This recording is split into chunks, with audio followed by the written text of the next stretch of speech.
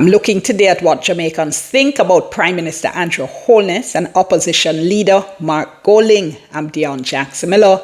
Thanks so much for joining me. Time for tea.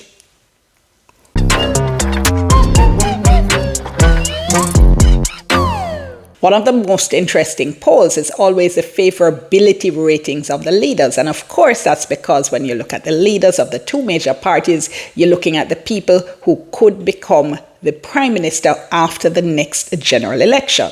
And Jamaica has a really leader-centric brand of politics. I mean, think of some of our former political leaders for the country, Norman Manley, Alexander Bustamante, Michael Manley, Edward Seaga, P.J. Pattison, Portia Simpson Miller, Bruce Golding. Big personalities who've had a big impact on Jamaica's political history. So how have they been doing over the past few years? I'm going to be looking at some of the RGR Gleaner Don Anderson polling data, and just a disclaimer and a reminder that I work for the RGR Gleaner Communications Group. So let me look at the polling data first, tracking the performance of opposition leader Mark Golding. And you can see in this table here, I'm looking at the polls from August 2021 down to January 2025. So we can see that Mr. Golding started off shortly after being elected party president with pretty low positive ratings, only 11%. And that is for both people saying he was doing a good job as well as a very good job. High negatives, pretty high negatives there, are 47%. And you might say it wasn't really surprising. The PNP had just been trounced in the general election by the JLP. The PNP didn't look united. They were still dealing with the leadership transition from Peter Phillips to Mark Golding and the divisions caused by the election campaign between Lisa Hanna and Mark Golding. That's the election to be president of the People's National Party. In addition, if you think about it, Mr. Golding had never been one of the most prominent figures in party politics. So when he defeated Lisa Hanna, who was very popular nationally, obviously, the PNP decided to go a different way in terms of leadership, but Golding really was an unknown quantity for voters and really had to reintroduce himself to the country and to try now to position himself as a potential prime minister.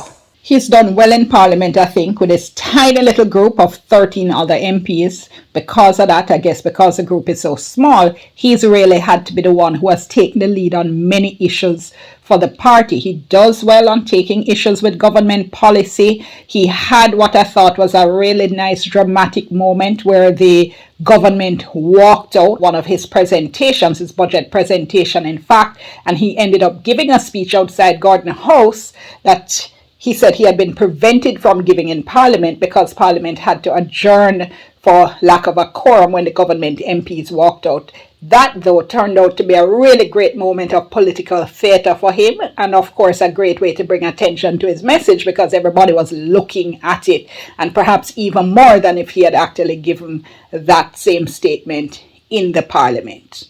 Now, I did say in a previous video, this one right here, that he has struggled to establish himself, though, as a PNP leader with a strong hold on his party. How much impact has he had? How much improvement has he been making in that area? Would love to see your thoughts on that. Remember to drop your comments below. So we were seeing smallish but steady improvement in his positives that peaked at 33% in September 2024. That was, though, after the PNP conference. Those positives have now fallen back to 23%. And even if you take into account the fact that the 33% came after the PNP conference, I still think a drop off of 10% in approval points in just a matter of 3 or 4 months should be cause for concern for both him and the PNP. So if you put together now people who looked at his performance as average plus those who said his performance was good and very good, now that total percentage was 52% in August 2021, 75% in September 2024 after the conference, and now at 61%. Again, just to say a caveat, I added the average to the good and very good just to give you a different way of looking at the numbers, which I'm calling, for want of a better term, non-negatives, but I still haven't seen detailed analysis. What does that mean? What does an average voter do with that average rating, and how, if at all, does it influence their vote, which of course is always what it comes down to. Golding's negatives have also fallen somewhat from the 47% in 2021 to 39% in January 2025. All right, take a look now at the performance of Prime Minister Holness. Now, Holness has been leading the Jamaica Labour Party since 2016, when Bruce Golding stepped down in the wake of the issues involving the Tivoli Gardens Security Forces operation to capture Tivoli Gardens Don Christopher Dudus-Coke. And initially, when Holness just became leader of the Jamaica Labour Party and Prime Minister, he was very, very green. No pun intended there. But since then, he's grown a whole heap as a political leader. He's been Prime Minister now for 9 years, since February 2016, and he has all the assurance and the confidence that comes with that. He's now looking to cement legacy. We've been seeing him speaking out on the international scene and positioning himself as one of the leading voices for the Caribbean, especially on issues involving the environment and climate change. I'm going to have to say, though, that one of his problems in that regard is that it's kind of hard to take you entirely at your word when you say how concerned you are about climate change and environment issues, when your government then goes and does something as monumentally stupid and concerning as clearing land in an ecologically fragile area that's also legally protected. And then the local authorities say they don't know what's going on. So I should say I'm talking about the Port Royal protected area that deserves a video of its own, so you can watch out for that, and I won't digress further. So after the 2020 general election win, Holness was still fresh from what people saw as good handling of the COVID-19 crisis. So his ratings were okay. 42% total positives, still not breaking 50%, but among the highest we've seen recently. His negatives were at 27%. And then if you look at his total positives, plus people who said he was doing an average job, that was at 73%. Since then, we've seen his positives fall to as low as 28%. That was in the September 2024 poll. Now they're rebounding a bit to 33%. Again, that September poll was after the PNP conference. His non-negatives, meaning people who said he was doing an average job plus good and very good, now at 60%. So let's look at the numbers now side and side. Currently, Holness has a 10-point lead over Golding in total positives, 33% to Golding's 23%. And I continue to say that's low for two men who want to lead the country after the next election. Their negatives almost the same, 40% for Holness, 39% for Golding. Pretty high, I think. Golding has an 11-point advantage in people who see them as average, 27% for Holness, 38% there for Golding. All right, so what does all this mean? I think both men have a lot of work to do.